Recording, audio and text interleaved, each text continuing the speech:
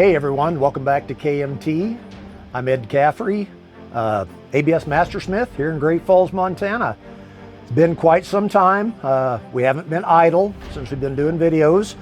COVID kind of took us by surprise and kind of wrecked everybody's lives. So anyway, we're back.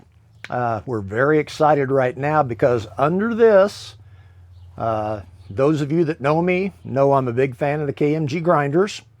The old KMG 30-year-old one right here. This is, of course, the TX model.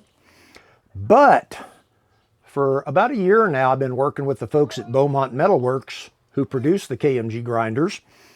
And their newest accessory for their grinders is the Caffrey Platen.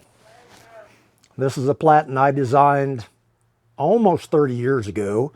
I've been using it daily ever since. And the owner of Beaumont Metalworks stopped by and visited last year and saw this and took a great interest in it. We're a little bit behind right now in videos, but this was introduced at the Blade Show, and he said it was received very well. I wasn't able to attend. But what we're going to do is kind of go over this Platen. We're going to talk about it, its features, why I designed it the way I did, and then we're going to do some future videos or additional videos on setting it up and how to use it properly. So right now, the Platen is available with the metal Platen face. Probably the biggest improvement that we made during the, I guess, prototyping of this is this Platen is 180 degrees reversible on the vertical plane. So in other words, you can pull these two socket head bolts out and this Platen will flip 180. So if you wear this side down, you've got the other side to use.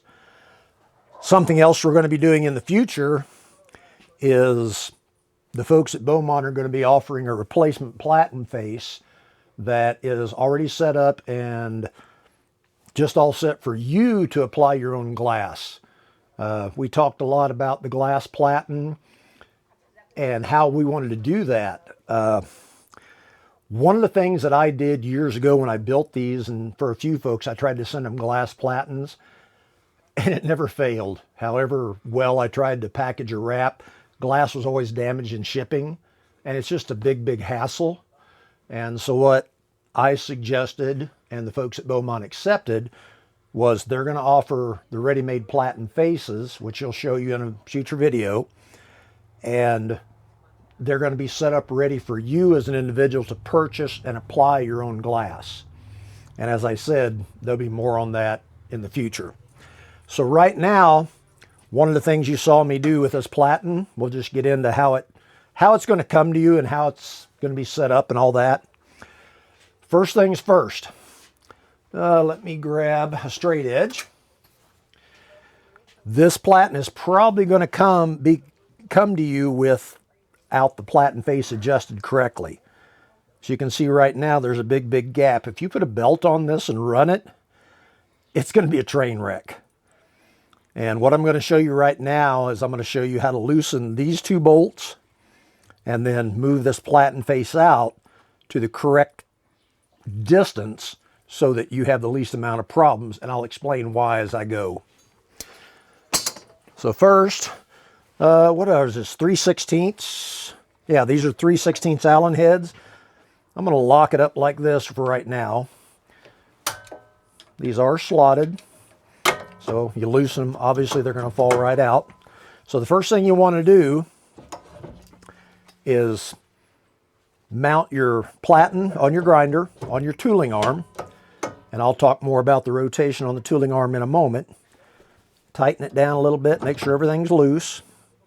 By the way, as they come, this Platen face holder is the name of this part. You see these washers right here. These are absolutely a necessary part of this assembly. What it does is it spaces the Platen to the correct distance so it's centered on the wheels. So make sure that if you do pull these socket head bolts out, that you replace these washers. Otherwise, your Platen is going to be off when you're using it. So anyway, the first thing we're going to do is set it up as you would use it for flat grinding. This is just an old J-Flex belt.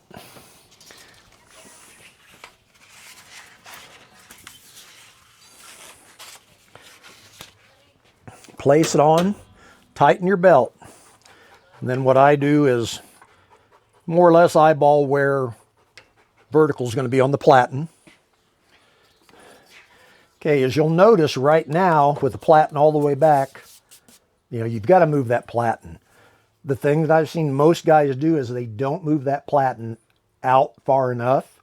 And what you want to do is you want to make it the top and the bottom of the platen are like this. So see where the top wheel and the bottom wheel don't come into contact with the straight edge? And you can vary that slightly. The one thing you never want to see is that.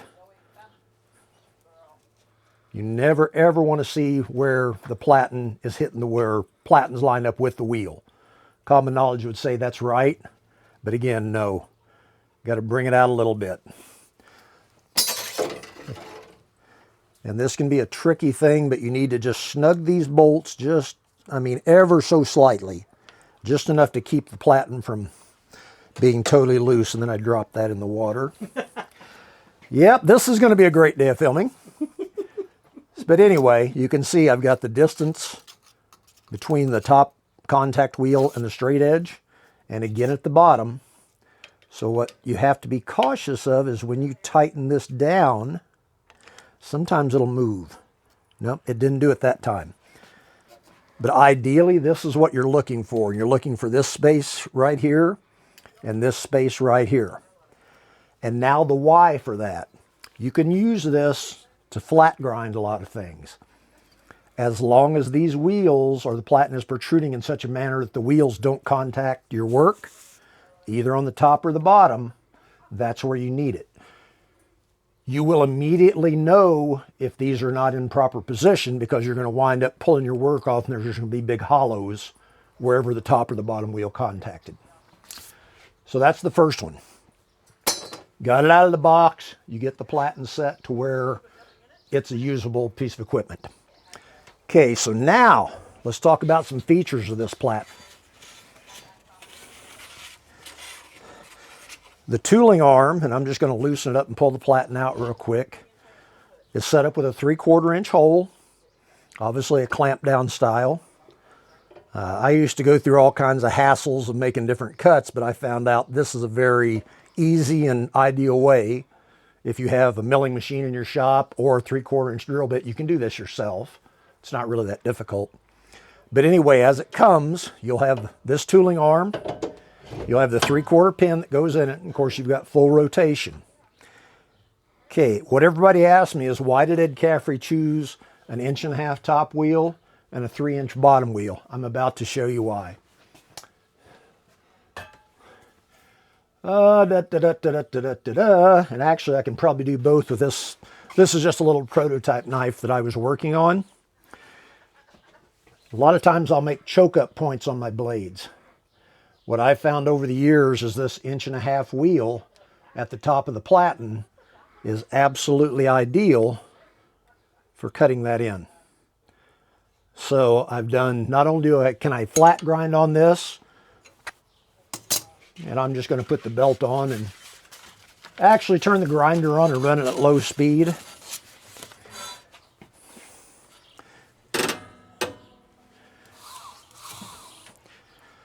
So one of the things that probably looks odd to you is this guard. I built this guard for this grinder just because I got tired of getting sprayed with grit.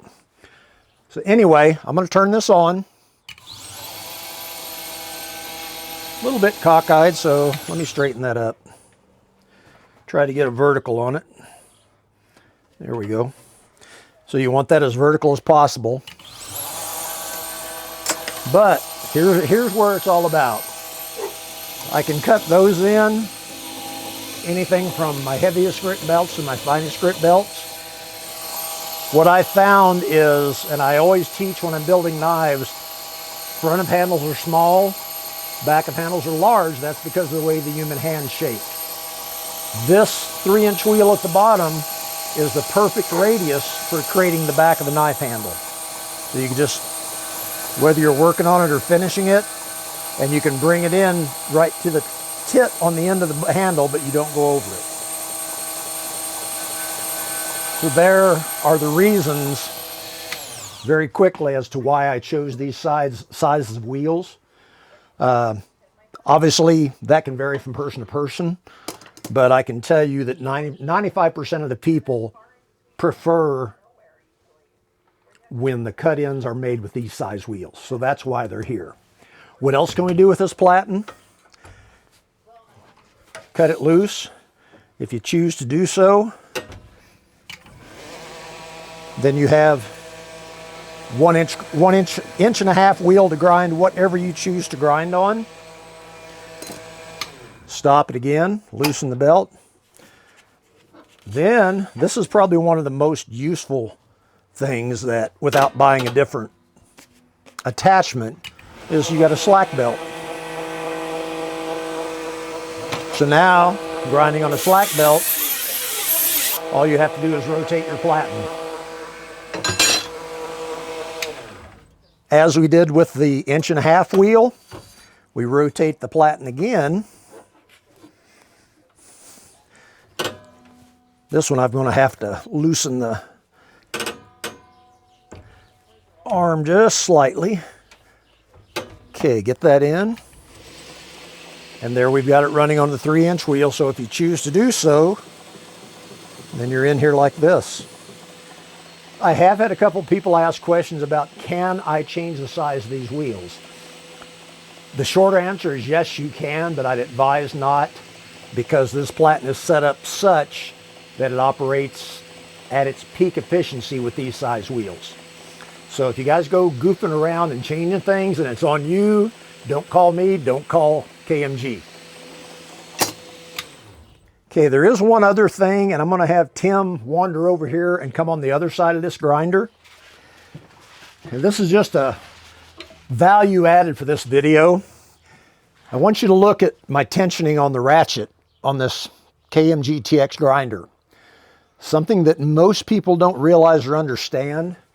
You were always talking about how good or how poor tracking is on our video, or on our grinder, excuse me.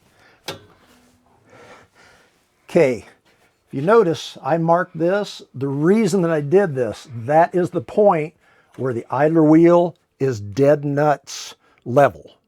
So in other words, on both the vertical and horizontal plane, if you can get your grinder tightened like that, your tracking is way, way better. It only really applies to the ratchet system because of other grinders that have the spring.